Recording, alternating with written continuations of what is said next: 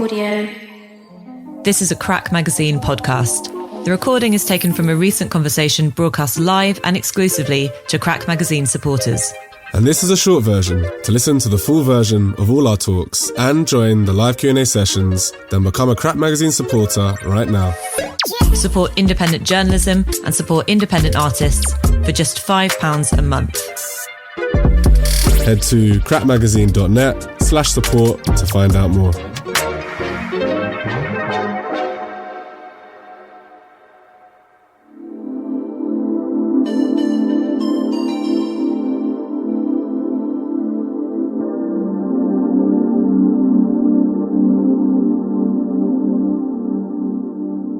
Hello, and welcome to this Crack Supporters Talk. Here today with Sasu Ripatti. Sasu Ripatti is a Finnish artist who is well known for various different aliases, most notably Vladislav Delay and Luomo. He's an electronic musician who has also worked in groups such as Morris Bones Trio, his own Vladislav Delay Quartet, and alongside Sly and Robbie and AGF. Ripatti has released on labels including Chain Reaction, Rastanoten, and most recently Planet Mu, who released the last record and the latest record, Fun Is Not a Straight Line. So, hello and welcome, Sasu. Hey, hello. How you doing? I'm doing all right, thank you. Struggling with the Arctic heat. Arctic heat, you're, for a bit of context, you're based in the Arctic Circle, right? Quite close there. We live on an island in the kind of middle of nowhere, but usually it would be, it's unnecessary hot. The whole Arctic is boiling. Oh, right. So what do you mean? Like, what are the temperatures over there? What are you feeling? Close to 30 Celsius, which is just not normal here. Normal would be maybe 20, 22, something like this, but it's been for a long time now, incredibly hot. And I'm talking in my studio, and it's a hot place during the summer heats. Yeah, because I actually was going to touch upon this later, but maybe we could talk about it now in the sense of like being in the Arctic Circle and just so close to the changes in the landscape more generally. And as in like, on your album covers, there's a lot of landscapes that have been used previously. And I just wondered, how much does this feed into what you do and how much do these changes impact how you work? It's a complex question. In a way, the surrounding does affect creativity, but I'm not really so inspired by nature per se, but I seem to work well in a situation where I'm at, which is more or less remote wilderness. It somehow just maybe gives me more space to come up with my own stuff. When I compare my time in Berlin or Helsinki in an urban environment, which I do like in general, but for the creativity, it's not where I thrive in. Yeah, because I don't know if people know, but recently took a 5-year hiatus away from releasing music. But still during that time, I believe you were making music. Yeah, probably more than before. Because, I wanted to take, I don't know if you call it sabbatical in English, but like I wanted to, actually make more music and not focus on the work side and money side and stuff. So I basically sold a lot of studio gear I had collected over the years and basically bought myself freedom for a while to not have to work and tour. And I never think I compromise for money. I mean, especially nowadays, there's no money to be made, but still there's certain kind of, no strings attached thing. I wanted to get that. I've been working since I was like 15 or something like that. I didn't study. I started working very young in music. And I'm a little bit of a workaholic. And I worked until I was like plus 35. And I realized I never had done anything except working. And I really wanted to stop that for a while and just live a little. And also I did stuff in the studio I would not normally do. And it's interesting when I decided that I will not release anything. It's all going to be just for my own progress and my own musical interests and so forth. It puts the whole thing in different perspective, and that really quite was an eye-opener, which I since then have been kind of drawing from still. Yeah, I don't know anyone who doesn't want to do that, really, or who can get the opportunity to, maybe. But after returning from the break, the latest record is back into the genre of footwork from previous releases as Ripatti. And I'm just wondering what was the source of inspiration for that album? For the Planet Mu album? Yeah, for the new Planet Mu album.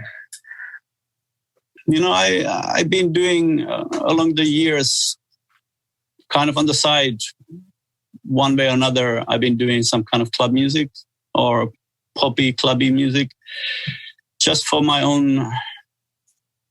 I mean, I like pop music. There's some parts in me that really enjoy that. And last year I've been doing quite demanding audio work in a way, like the stuff I've been working in the studio, not necessarily what I've been releasing, but just overall, I've been pushing things quite far in the studio, and it's just really quite mentally also draining, and also just for the ears and everything. It's when you do it, like especially now with the pandemic, and even before that, I do long hours in the studio. And if you do this kind of, I don't know what you call it, experimental music, maybe, it takes a toll. And it's also easy to get a little bit stuck there, not see any more forest from the trees if you're just on your own in the studio and just do a lot of music, and hard to anymore, get perspective on it. So I always been kind of also almost asking myself to do something completely different than for a while to retain the perspective, and also just really a little bit shake off the foundations. Like you were making footwork a long time ago, back when lots of European producers plus labels were just getting into it. How did you discover it, and why do you feel like you can still push things forward with that genre?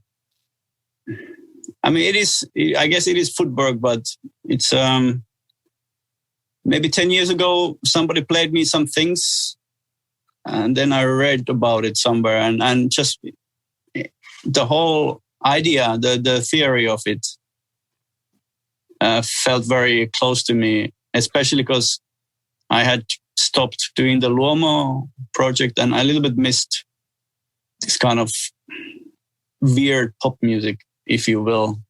And to me, I need a foundation for that. And for a long time, it was 4 to the floor, like bass drum and the housey vibes. And that just, I ran out of steam. I just didn't get any more ideas. And then when I heard about this fast beat stuff, it somehow felt just, more fitting to my way of thinking rhythms in general. It felt less strict and more freedom in there.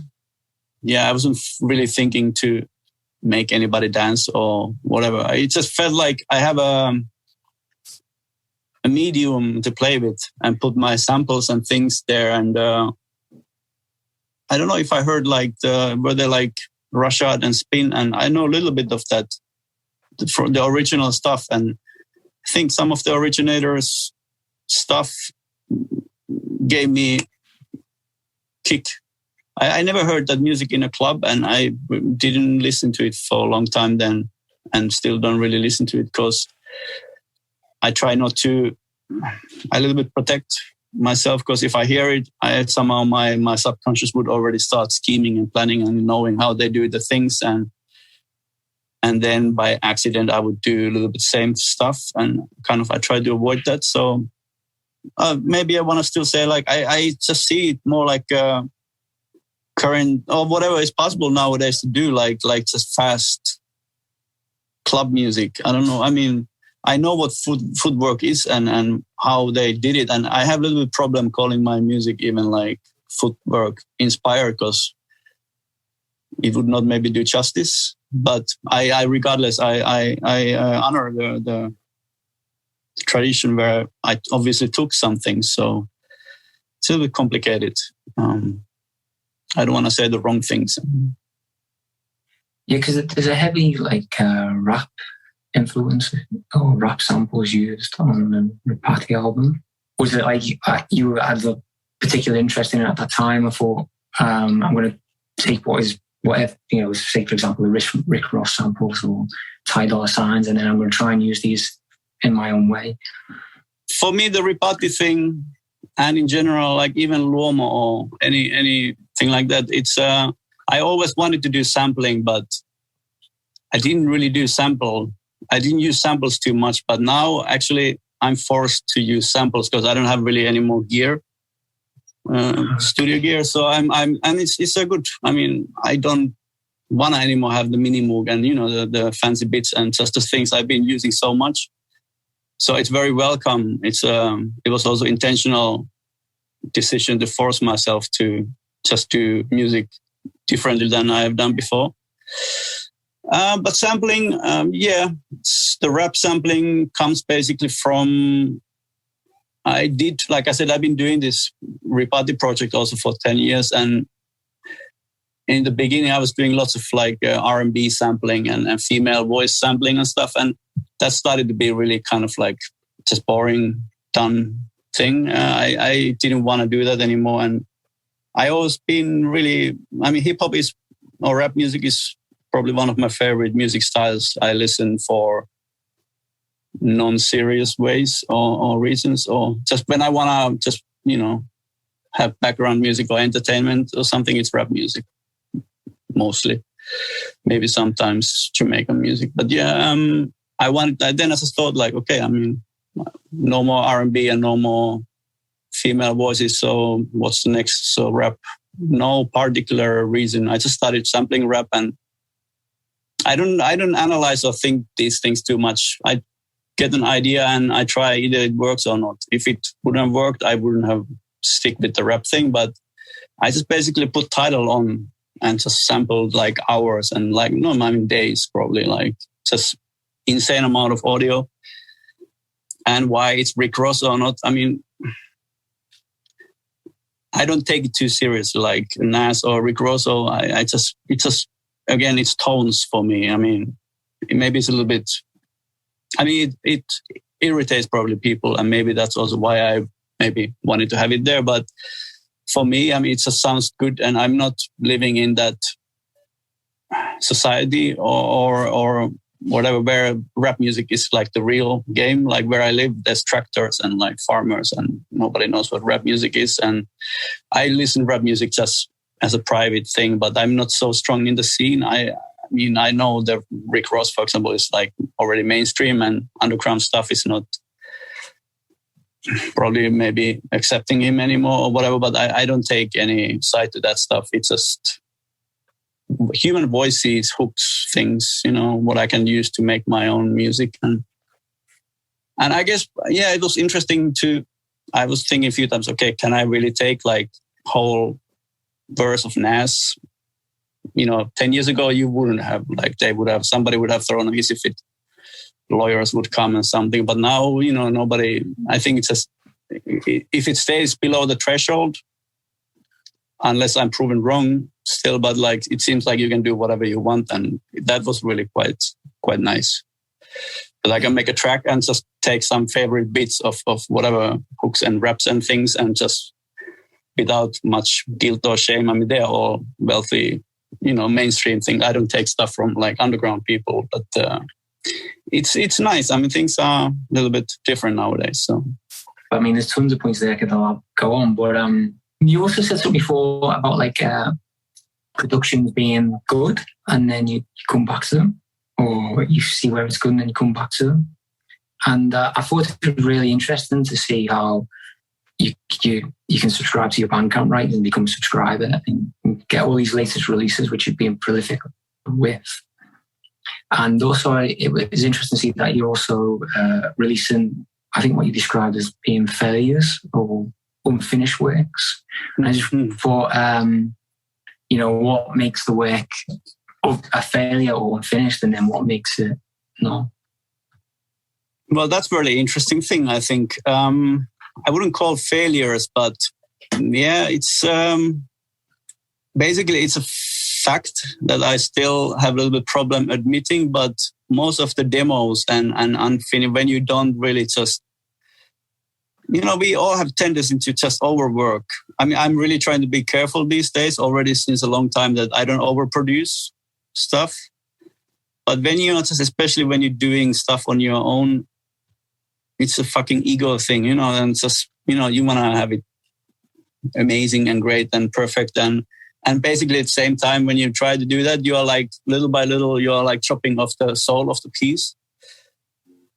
And when I do like listen some demos where I just get roughly the idea together or whatever, unfinished pieces, they often, in the long run, of like, let's say 2 years or something, they more often than not, they carry the weight better than the finished pieces. Finished pieces, they start to sound often like naive.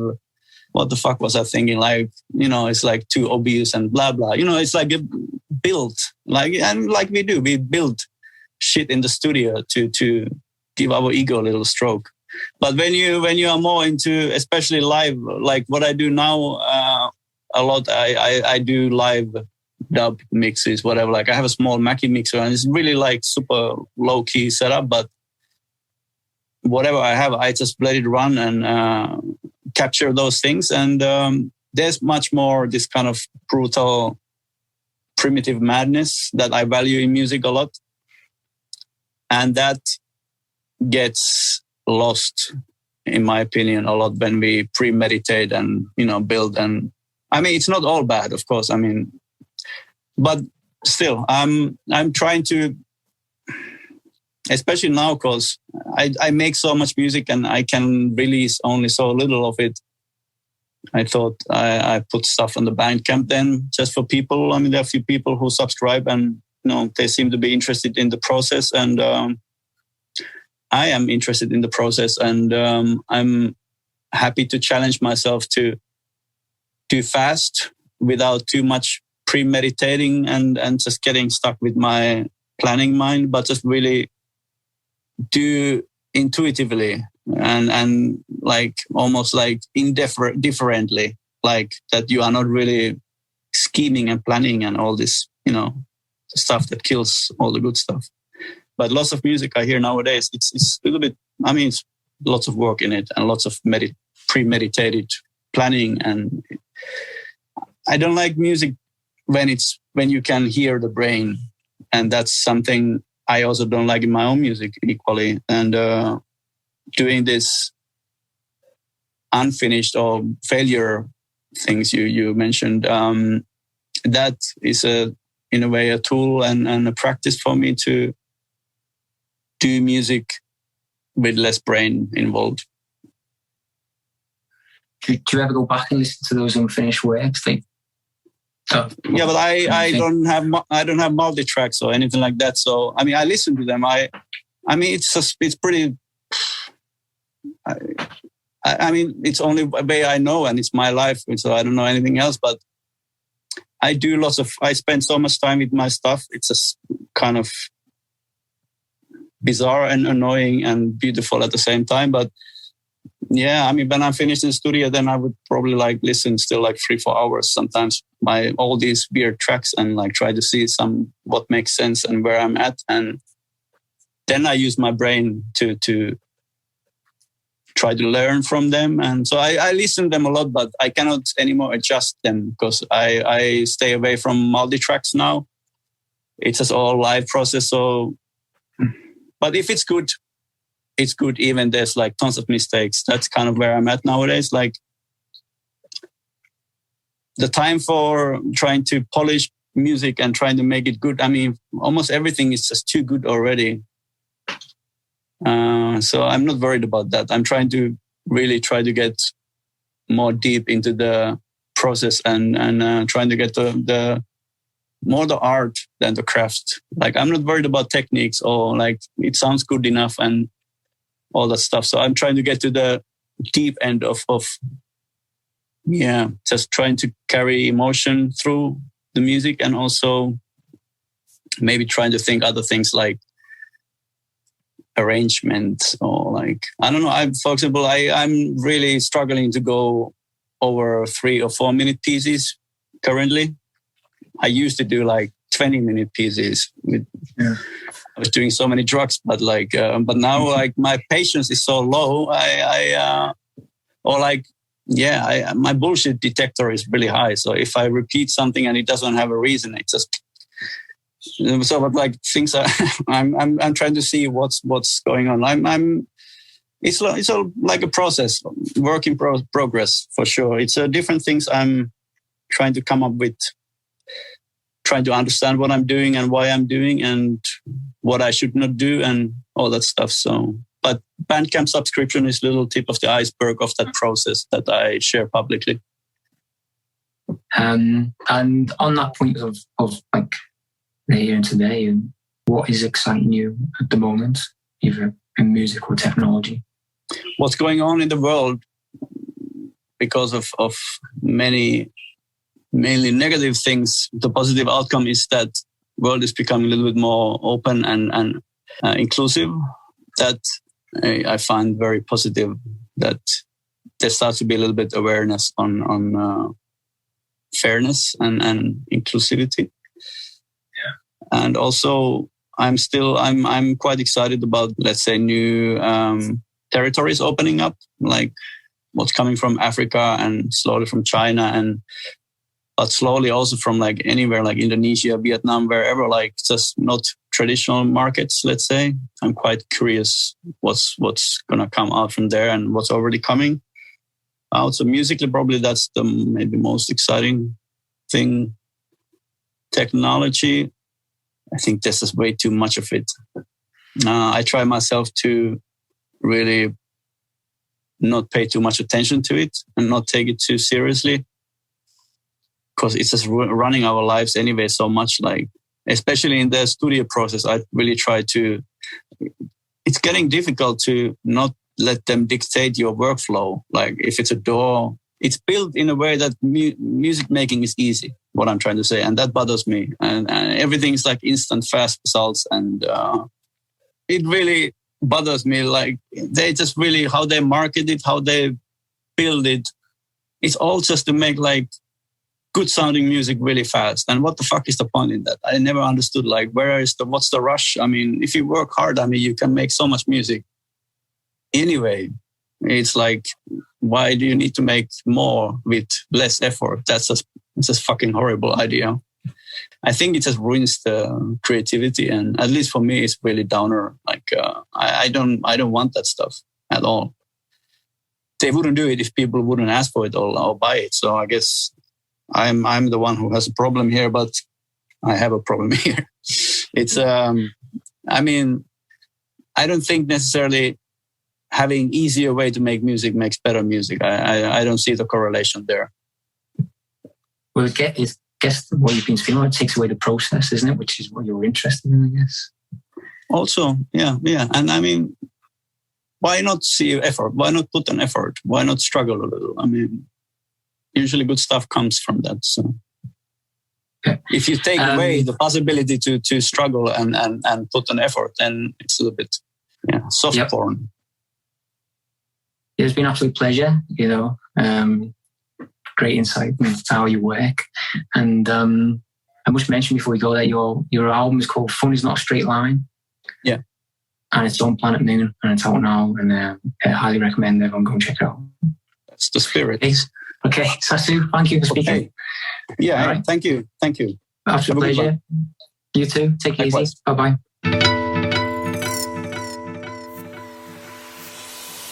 Crack Audio.